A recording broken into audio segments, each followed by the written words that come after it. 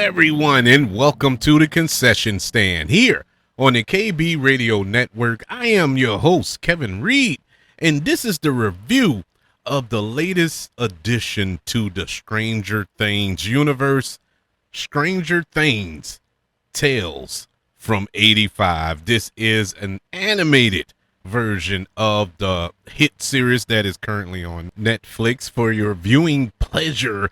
And this is sort of a spin-off slash sequel prequel type deal. This is set in between seasons 2 and seasons 3 of Stranger Things proper. And we continue to follow our gang of 11, Mike, Dustin, Lucas, Will, and Max as they confront new monsters from the upside down and unravel a paranormal mystery terrorizing their town. The Duffer brothers once again are producing this show, as well as Sean Levy and many others, but their intentions, the Duffer brothers' intentions, was to make this feel like an 80s Saturday morning cartoon series. And that was the whole point of this show. Okay, I'll bite. I'm going to tell you, I did not enjoy Stranger Things. Stranger Things Tales from 85. Now, to be honest again with you, I wasn't excited going into it. You know, my expectations were a tad tempered. I didn't expect these 8 episodes to revitalize the Stranger Things mythos. No, it didn't do it, but I wasn't expecting it to do. We're left off from New Year's when we got our final episode of Stranger Things. Pretty diverse. You know, you got your fans that enjoyed it. You have your fans that hated it. There weren't too many in betweens. Either you loved it or you hated it. Me personally, I loved it. I thought it was a good ending. Left it a little ambiguous, and you know, left the door open for possibly having a return to this show down the line. It don't have to be now, and quite honestly, I hope it isn't anytime in the near future. Let's give it some time to breathe. Which brings me to Tales from 85. We haven't had enough time to breathe. And I think this came out at the wrong time. 4 months wasn't enough to cleanse our minds of Stranger Things. You know, even though I did appreciate the ending of the show, I can point out the flaws of the show. That final season, I can point out a lot. And I understand why some people, I should say, didn't accept that ending to the show. But me personally, I was satisfied. I walked away satisfied. But not to the point where, man, I want to see more Stranger Things, and especially in an animated it's an animated series. This should have came out. The reason I say it's the wrong time, this should have came out between season 2 and season 3. It would have made more sense. I think I would have accepted it better, because things took place in this show, I'm talking about Tales from 85, that were never expounded upon in the 3rd season, 4th season, or even the 5th season. There are adventures that took place that were never revisited. I mean, they added an entire character to this show. Interesting character. Would have been nice to have around, or mentioned going forward in the previous seasons. But you can obviously tell that this was created after everything was all said and done. But adding a new character was a big risk. Now, did that hurt this series? No, because that character added a lot of story, a lot of emotion, and it helped move the story along. Didn't have a problem with that aspect of it, but looking at it from a canon point of view, it doesn't make sense. It just doesn't make sense.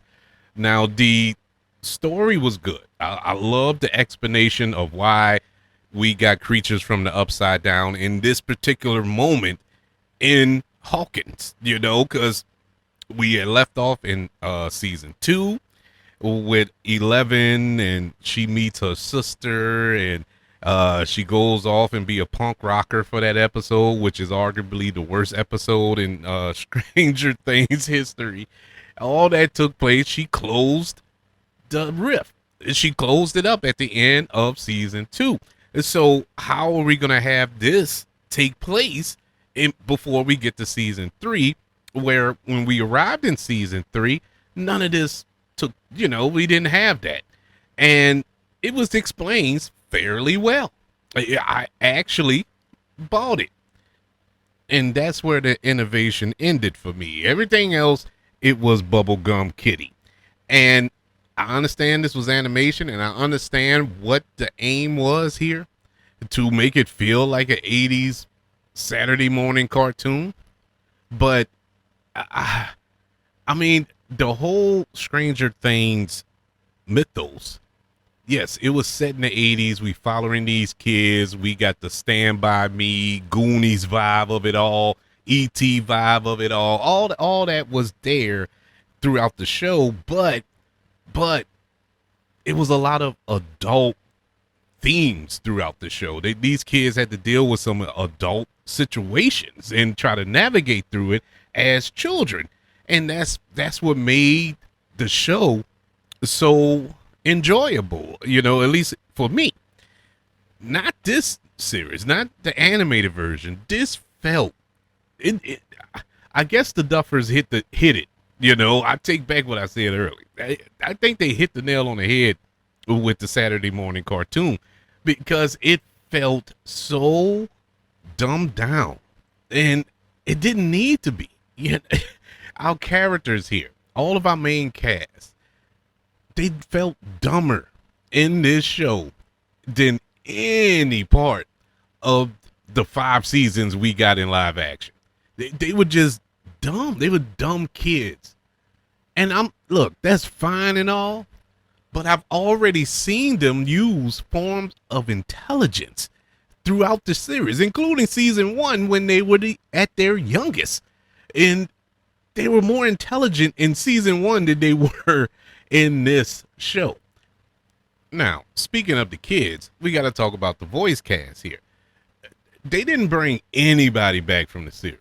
Nobody came back to voice their characters in this run of Tales from 85. Big mistake. Huge mistake. Now, I know the kids they're not kids anymore. They're much older now. They're in their 20s. So I get that part of it, but I think you could have got at least 1 or 2 of them to kind of voice their characters so they can feel like the characters that we not grew up, because I was a grown man when I started watching Stranger Things, but followed or watched them grow up, for these 5 seasons. I didn't feel it. It felt like different characters, even though they had similarities as far as the look. They had certain tendencies that we knew that they did, tics and stuff like that, or the way they dressed, and that falls under the look. But you get where I'm coming from. They had all those elements, but as far as their voice and emotion, I didn't feel that. It honestly felt like 6 different people, especially Dustin. Out of all of them, I didn't enjoy none of the voice acting here, but when it came to Dustin, I don't know who they chose, and God bless them. And I don't like ragging on actors. I don't. I really don't. But I can't help it here. He was just the person who did it was miscast. I'm not going to say it's their fault. I'm not going to say they're a bad actor, but they were wrong for this role. Now, I understand why they were cast as Dustin, or whoever that may be. I didn't even bother looking up the names, but whoever it may be, but because they have a voice pattern that's similar to Dustin. And okay, I get that, but they didn't nail any of it. They had the same voice. Whether Dustin was scared, happy, sad, hungry, tired. It didn't matter. He had the same voice. There was no emotion in that voice. And it drove me insane for 10 straight episodes. I couldn't it was almost it was so insufferable. I almost stopped watching it. Honestly, I just could not deal with that voice because nothing changed. I didn't know what his emotion was and still don't. And they were in he was in moments of near death. I'm talking skirt the line, thin ice death. And it was still the happy-go-lucky voice that he had throughout the show. It was infuriating. I couldn't stand it. And now, as far as the animation, being as though this is an animated series, I liked it. It was kind of jarring at first. You know, it took me a minute to fully accept the animation style. But I would say halfway through the first episode, I accepted it. It's not bad. I can fully acknowledge when I first started watching it, it wasn't bad animation. It was just weird animation. I can't. I'm trying to think of a show or animated film that I can compare it to animation style, and nothing is coming to mind. But that's besides the point. Overall, I think I enjoyed. By the end, I did like it, not love it, but liked it enough to enjoy the show. It didn't take me out of the show. Yeah, that's about it. That's all. I mean, it's really nothing to say about it. It's a bit of a disappointment, but it's not at the same time.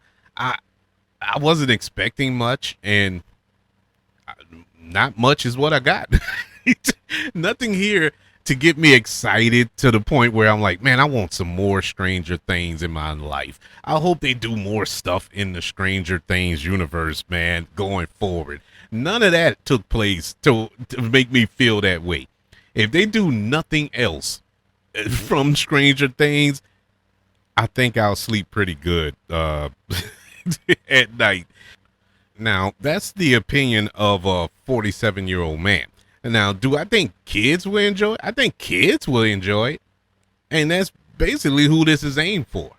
It's aimed for kids. And by God, I think they will enjoy this show. It's not a adult themed, like I said, to whereas there's gore and blood and all this stuff that sometimes you got in the proper Stranger Things live action show. But this is a Saturday morning cartoon style show that I think the kids will enjoy. But as far as an old curmudgeon old man like myself, I'm good. I give Stranger Things Tales from 85 a letter grade of a C. Yeah, it was meh. It is so average. It's insulting average. Sometimes average can be great depending on the material that you watch. If certain shows or movies that you see and it gets a C, that's a great accomplishment because you going into it sometimes like, man, this is going to be horrible. And you walk away from it like, oh, that was fine. And that's basically a C. And so that's great for that. But for Stranger Things, the greatest thing since sliced bread as far as Netflix is concerned, man, it's not good. It's time to move on. And look, it had a good run. There's no more milk in that cow to drain. I would like to know, what did you think of Stranger Things Tales from 85 on Netflix? Leave your comments and on YouTube and also subscribe to the KB Radio Network channel on YouTube. Like this video as well. You can also comment on Apple Podcasts, Spotify, iHeartRadio, wherever you are listening to the concession stand here on the KB Radio Network. I want to thank you for this possible last trip to the Upside Down with the review of Stranger Things Tales from 85, 10 episode series currently on Netflix. Want you all to know that I love you, continue to love everyone, and until we speak again, you all be blessed.